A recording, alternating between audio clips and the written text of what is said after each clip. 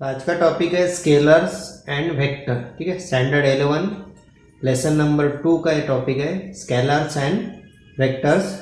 Actually 8, 9 और 10 में भी आपने स्केलर्स और वेक्टर के बारे में सुना है। ठीक है, फिर से हम देख लेते हैं स्केलर्स किसे कहते हैं। First of all scalar. ठीक है, अब देखिए फॉर एग्जांपल, देखिए एक ऑब्जेक्ट है बॉल।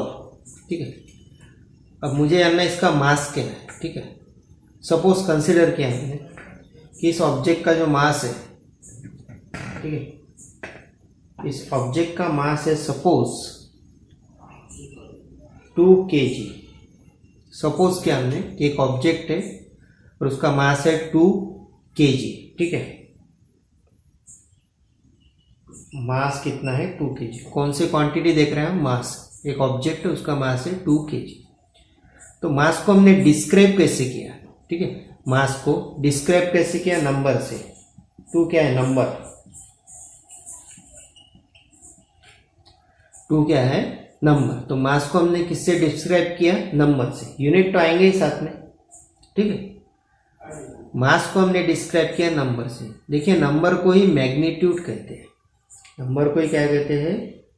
मैग्नीट्यूड। नंबर को ही कहते हैं मैग्नीट्यूड।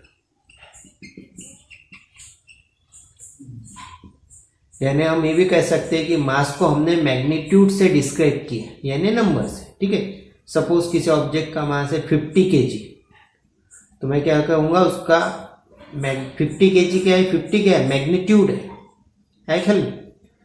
तो हम मास से क्वांटिटी को कैसे डिस्क्राइब करते हैं? मैग्नीट्यूड से, यानी नंबर से। ओनली मैग्नीट्यूड यानी ओनली नंबर। यहाँ पर डायरेक्शन नहीं बताई हमने कि एक ऑब्जेक्ट है, सपोज ये बॉल है, इसका मास 2 kg यहाँ पर है और साउथ में इसका मास हो गया 4 kg। ऐसा नहीं होता कभी। ठीक है, किसी भी ऑब्जेक्ट का मास अकॉर्डिंग टू प्लेस कभी चेंज नहीं होता। आपको पता होगा, 9th स्टैंडर्ड में पढ़ाया जाता है। ठीक है, तो मास को डिस्क्राइब करते वक्त डायरेक्शन नहीं कहते। ठीक है, सिर्फ इसे हम नंबर से यानी मैग्नीट्यूड से डिस्क्राइब करते हैं। 50 kg, 2 kg, 1 kg। ठीक है, यानी मास को डिस्क्राइब करते वक्त सिर्फ ओनली मैग्नीट्यूड से डिस्क्राइब किया जाता है। ठीक है, सपोज एक दूसरी क्वांटिटी मैं लेता हूँ, मैं लेता हूँ टाइम। अभी टाइम कितना हुआ? ठीक है, तो अभी टाइम हुआ है 8 PM।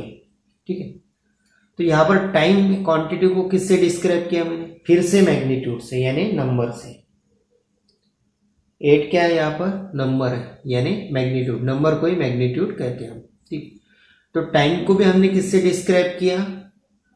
मैग्नीट्यूड से ओनली। हम ऐसा कहेंगे क्या कि 8 PM नॉर्थ डायरेक्शन में हो गया, फिर साउथ डायरेक्शन में कितना हुआ टाइम?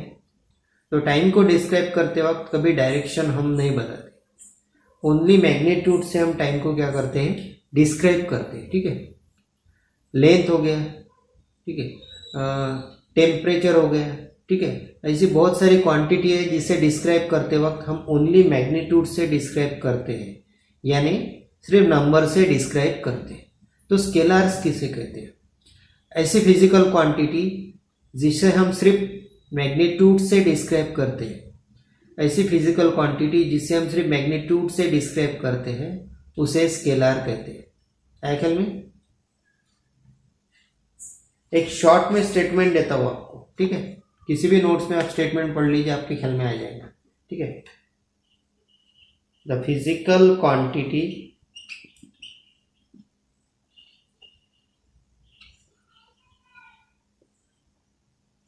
which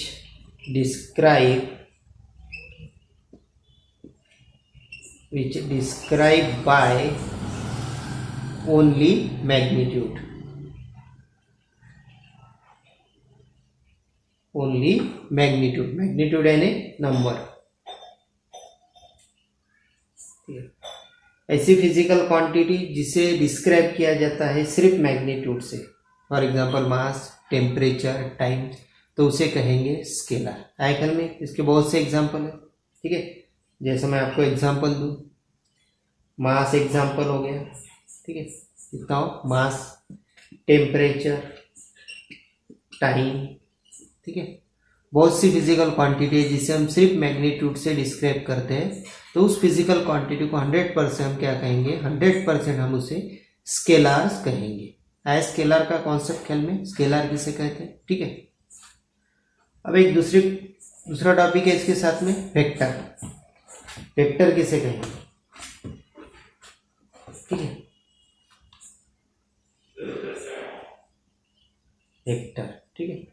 एक्चुअली इस चैप्टर में हमें वेक्टर के बारे में ज़्यादा पढ़ना है, ठीक है। तो वेक्टर पर ध्यान दीजिए, वेक्टर किसे थे। अब देखिए हमने क्या देखा कि किसी भी फिजिकल क्वांटिटी को सिर्फ अगर मैग्नीट्यूड से डिस्क्राइब किया जाता है तो उसे स्केलार कहते हैं। अब देखिए थोड़ा सा मैं इसमें चेंज करता हूँ।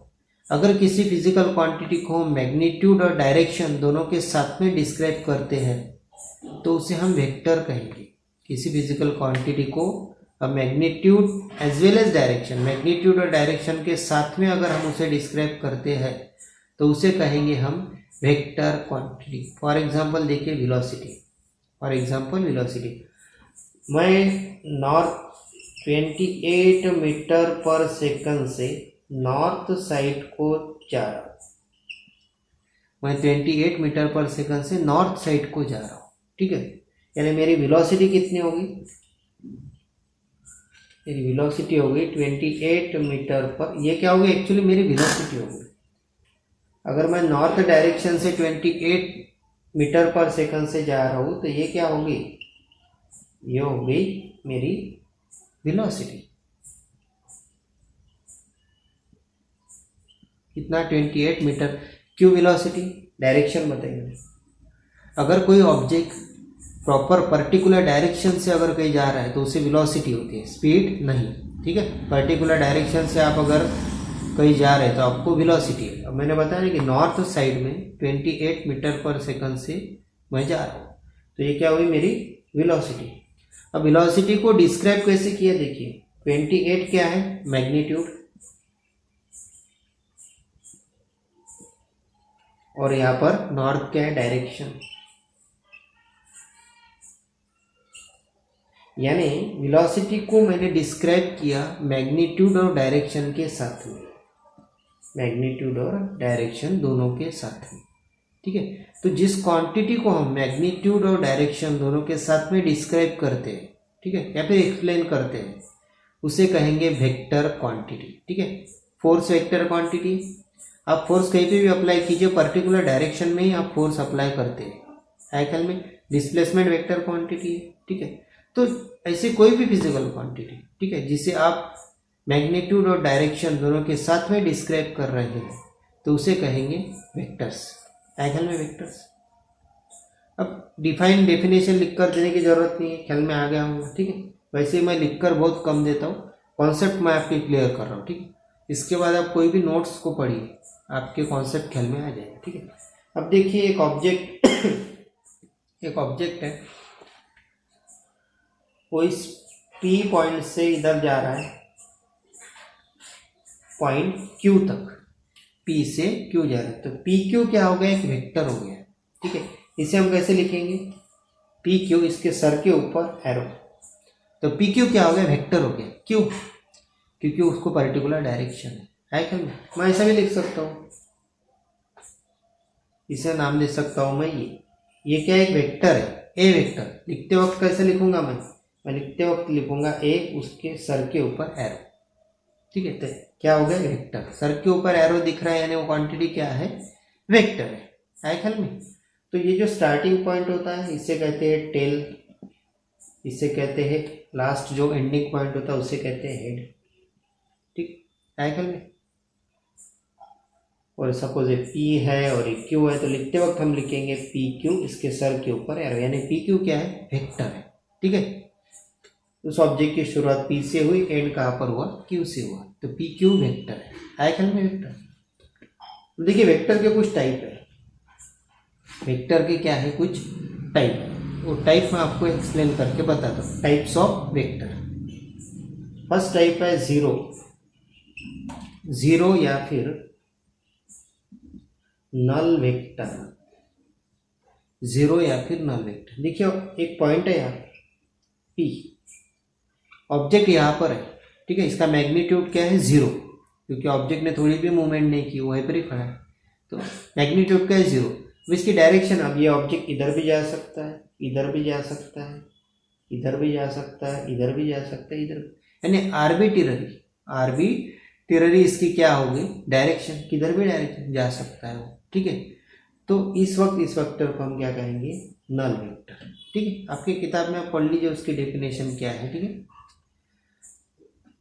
जिस वेक्टर का मैग्नीट्यूड 0 है, जिस वेक्टर का मैग्नीट्यूड 0 है और उसकी डायरेक्शन जो है वो आर्बिट्ररी उसकी डायरेक्शन है, यानी वो किधर भी जा सकता है, लेकिन उसका मैग्नीट्यूड क्या है 0 है, डायरेक्शन आर्बिट्ररी है, किधर भी वो मूव हो सकता है, तो उस वक्त उस वेक्टर को हम क्या कहेंगे, 0 वेक्टर। तो यहाँ पर पी वेक्टर क्या हो गया, 0 वेक्टर हो गया, क्योंकि वो वहीं पर ही है, उसने मूवमेंट किया ही नहीं, तो मैग्नीट्यूड 0 है।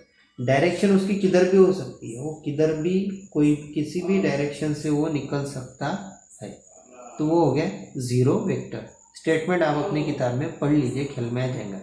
एक वेक्टर है जिसका मैग्नीट्यूड 0 है और उसकी डायरेक्शन आर्बिट्ररी है, यानी वो किधर भी जा सकता है, कोई भी किसी भी डायरेक्शन से वो जा सकता है, तो उसे क्या कहेंगे हम, 0 वेक्टर, ठीक है। उसके बाद में सेकंड टाइप है रिजल्टेंट वेक्टर। सेकंड है रिजल्टेंट वेक्टर। अब रिजल्टेंट वेक्टर किसे कहेंगे हम, देखिए, ठीक है, आपके टेक्स्ट बुक में देख लीजिए, 2 or more vectors is that a single, resultant of the 2 or more vector, ठीक है, resultant of 2 or more vector is that single vector, ऐसा कुछ डेफिनेशन आप करिए। अब मैं आपको बताता हूँ रिजल्टेंट वेक्टर किसे कहेंगे। सपोज एक वेक्टर है ए, ये दूसरा वेक्टर है बी, ये तीसरा वेक्टर है सी, तो इनका रिजल्टेंट वेक्टर हुआ ये, इनका रिजल्टेंट वेक्टर हुआ ये, इसे कहेंगे हम आर। तो रिजल्टेंट वेक्टर यानी क्या, तो रिजल्टेंट वेक्टर होता है सम, रिजल्टेंट वेक्टर क्या होता है सम। तो आर इक्वल टू यहाँ पर क्या आएगा, vector A plus vector B plus vector C, ठीक है, तीनों का सम यानी रिजल्टेंट वेक्टर। तो आर क्या हुआ, रिजल्टेंट वेक्टर हुआ ए बी सी का, ठीक है।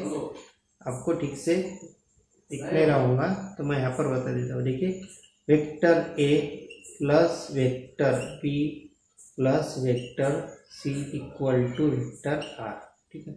तो आर क्या हुआ, रिजल्टेंट वेक्टर हुआ, यानी तीनों वेक्टर की सम, जो वेक्टर बन रहा है उसे क्या कहेंगे हम, रिजल्टेंट वेक्टर, ठीक है। तो आर क्या हो गया, तीनों का रिजल्टेंट वेक्टर हो गया, ठीक है। आइकन में रिजल्टेंट वेक्टर, तो उसके बाद में देख लेते हैं हम रिजल्टेंट वेक्टर के बाद में निगेटिव वेक्टर, जिसे अपोजिट वेक्टर भी कहते हैं, ठीक है। निगेटिव वेक्टर, देखिए हम ये क्यों देख रहे हैं, ठीक है, क्योंकि 12th में कहीं ना कहीं आपको ये मिलने वाला है, तो आपको उस वक्त क्लिक होना चाहिए कि रिजल्टेंट वेक्टर क्या था, 0 वेक्टर किसे कहते हैं, निगेटिव वेक्टर किसे कहते हैं। इजी है, देखिए एक वेक्टर है ए वेक्टर है, इसका कुछ ना कुछ मैग्नीट्यूड है, ठीक है। सेम निकाल रहा हूं मैं दूसरा बी, ये बी वेक्टर है, ठीक है।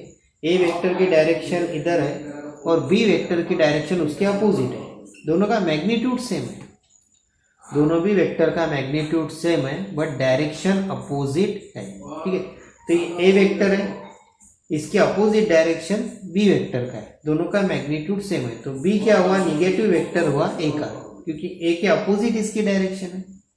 हम ऐसा भी कर सकते हैं कि ए निगेटिव वेक्टर है बी का, बी निगेटिव वेक्टर है ए का, क्योंकि दोनों भी वेक्टर का मैग्नीट्यूड सेम है बट डायरेक्शन अपोजिट है, तो यहाँ पर बी क्या हुआ, निगेटिव वेक्टर हुआ ए का, ठीक है, या फिर बी अपोजिट वेक्टर हुआ ए का, निगेटिव वेक्टर को या फिर अपोजिट वेक्टर को।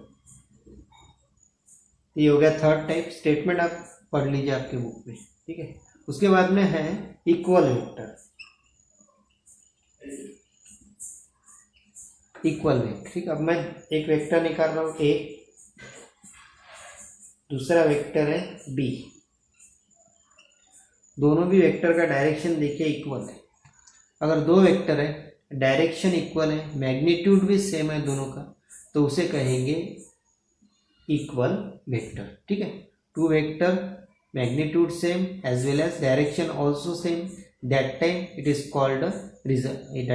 कॉल्ड इक्वल वेक्टर, ठीक, इजी है। उसके बाद में है पोजीशन वेक्टर, थोड़ा इस पे ध्यान दीजिए, ये आपके काम का है पोजीशन वेक्टर, ठीक है, ठीक है, पोजीशन वेक्टर, ठीक है। अब देखिए सपोज मैं ग्राफ निकाल रहा हूँ, ये एक पॉइंट है, ये एक पार्टिकल है, ये एक पीक पार्टिकल है, ठीक है, और यहाँ से मुझे इस पार्टिकल की पोजीशन दिखाना है, तो मैं इस वेक्टर से दिखाऊंगा। इस वेक्टर से मैंने इस पार्टिकल की पोजीशन दिखाई है, ठीक है।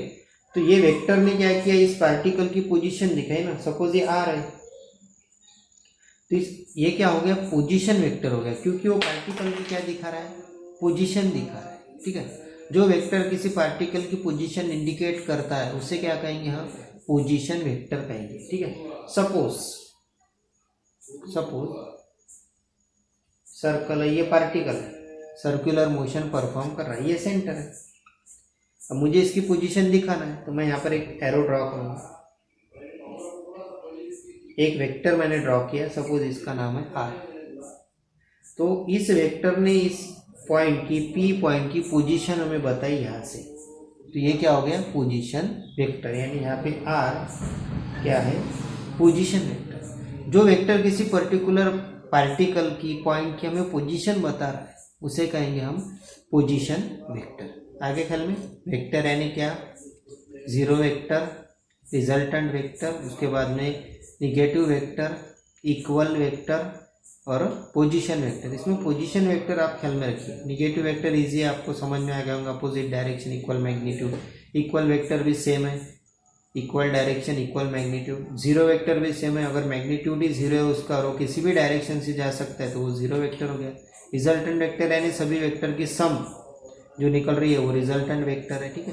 पोजीशन वेक्टर ख्याल में रखिएगा, किसी भी पार्टिकल की पोजीशन बताने वाला वेक्टर यानी पोजीशन वेक्टर, ठीक है। ये सब आपको 12th क्लास में कुछ डेरिवेशन आपको मिलेगी, उस डेरिवेशन में आपको वेक्टर कहीं ना कहीं मिलने वाले, ठीक है।